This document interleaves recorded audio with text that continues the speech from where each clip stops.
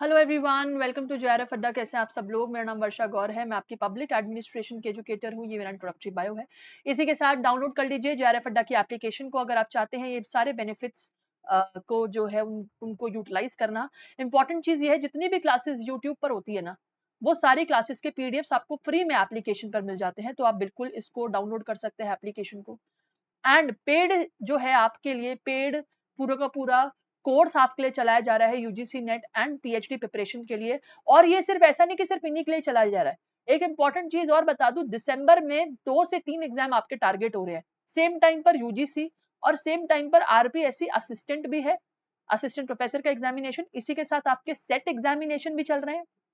और साथ ही साथ जो लोग भी आपके कोई और डिसिप्लिन जिसमें पब्लिक एडमिनिस्ट्रेशन आता है, जैसे कि टीचिंग एजुकेशन में आता है, किसी और भी जगह पर हिमाचल प्रदेश, राजस्थान ऐसे स्कूल में भी आता है आपके पब्लिक एडमिनिस्ट्रेशन, सेम ही सिलेबस है आप लोगों का। तो आप लोग बिल्कुल ज्वाइन कर सकते हैं। इनके टारगेटेड एग्जाम दिसंबर में ही होने वाले हैं। तो जो लोग डेडिकेटेडली पब्लिक एडमिनिस्ट्रेशन के साथ प्रिपरेशन करना चाहते हैं वो लोग हमको बिल्कुल ज्वाइन कर सकते हैं। पब्लिक एडमिनिस्ट्रेशन की क्लासेस रेगुलरली चल रही है लाइव, वो भी आपके जेआरएफ अड्डा एप्लीकेशन पर।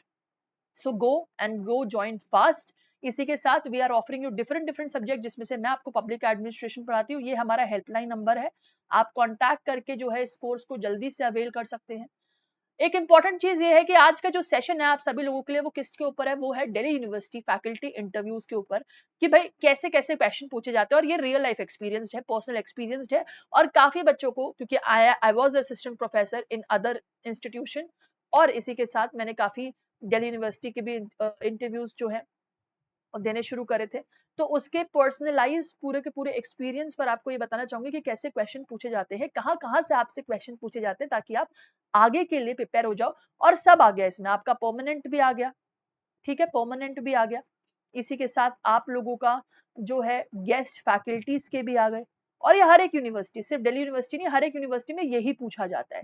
इसी के साथ जो एडहॉक और कॉन्ट्रैक्चुअल जो आपके पोस्ट होती हैं, तो जो भी आपकी फैकल्टी पोजीशन है, चाहे वो किसी भी यूनिवर्सिटी की हो ना, चारों कैटेगरीज हो गई इसमें। कैटेगरी परमानेंट वाली, गेस्ट फैकल्टी, अडॉक, कॉन्ट्रैक्चुअल, उन जगहों पर यही क्वेश्चन जो है आपसे पूछे जाते हैं। तो चलिए फटाफट से नजर डाल लेते हैं। सबसे पहले तो सब्जेक्ट स्पेशलाइजेशन की, आपने एमए में क्या किया है, आपका एरिया कौन सा बेस्ट है। अगर मान लीजिए आपने पब्लिक पॉलिसी बोला या पब्लिक एडमिनिस्ट्रेशन बोला, तो आपसे सवाल कैसा पड़ेगा, आपसे सवाल पूछा जाएगा कि आप पब्लिक एडमिनिस्ट्रेशन की कोई थ्योरीज बता दीजिए, या फिर पब्लिक एडमिनिस्ट्रेशन का जैसे फॉर एग्जांपल सला मॉडल ही पूछ लिया जाए, आपसे प्रिज्मेटिक सोसाइटी क्या होती है ये पूछ लिया जाए, या फिर ह्यूमन रिलेशन अप्रोच और साइंटिफिक मैनेजमेंट में डिफरेंस पूछ लिया जाए।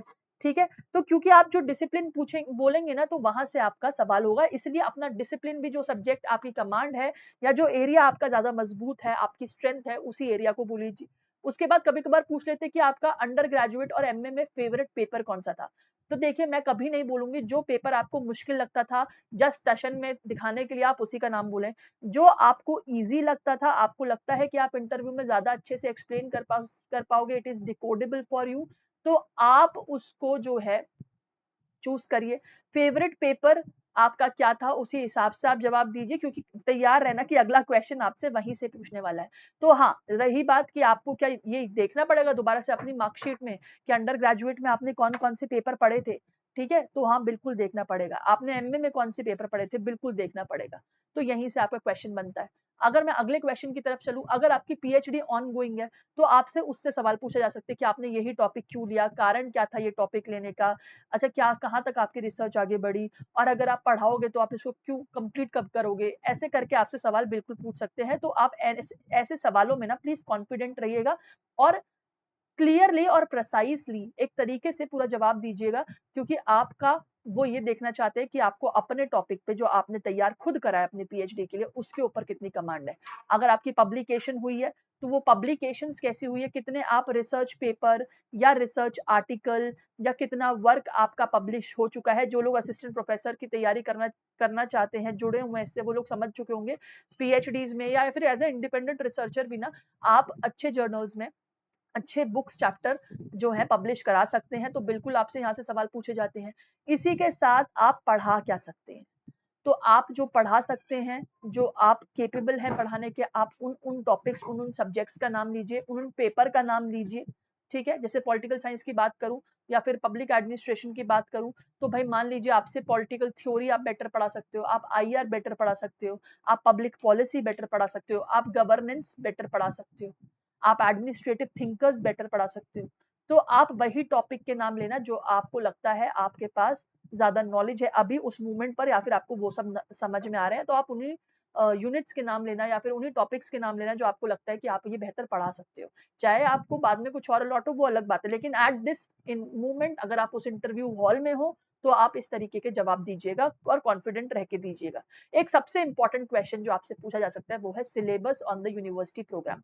फॉर एग्जाम्पल, आप अगर हिस्ट्री ऑनर्स के लिए गए हो एज अ फैकल्टी पोस्ट, अगर आप इंग्लिश के लिए गए हो एज अ फैकल्टी पोस्ट, या आप फिजिकल एजुकेशन के लिए गए हो एज अ फैकल्टी पोस्ट, या आप पब्लिक एड या फिर पॉलिटिकल साइंस, या फिर लेट्स से अगर आप इकोनॉमिक्स के लिए गए हो एज अ फैकल्टी पोजीशन, तो आपको उस प्रोग्राम का, चाहे वो बीए हो, चाहे वो बीएससी हो, चाहे वो कुछ भी हो, लिटरेचर हो, आपको सिलेबस जरूर पता होना चाहिए। अब सिलेबस में भी बहुत सारी चीजें होती है, जैसे फॉर एग्जांपल बीए इंग्लिश या इंग्लिश ऑनर्स का कोर पेपर कितने हैं, इलेक्टिव पेपर कितने हैं, कुछ एडिशनल पेपर भी पढ़ाए जाते हैं, पर सेमेस्टर की इंफॉर्मेशन होनी चाहिए भाई, इतना जरूर, क्योंकि आप एक यूनिवर्सिटी में पढ़ाने जा रहे हो, उसका सिलेबस तो पता होना चाहिए, और पर सेमेस्टर की भी इंफॉर्मेशन आपको होनी चाहिए कि एक सेमेस्टर में कितने पेपर लेने होते हैं और कितने चूज करने होते हैं, ऑप्शंस कितने कितने में मिलते हैं।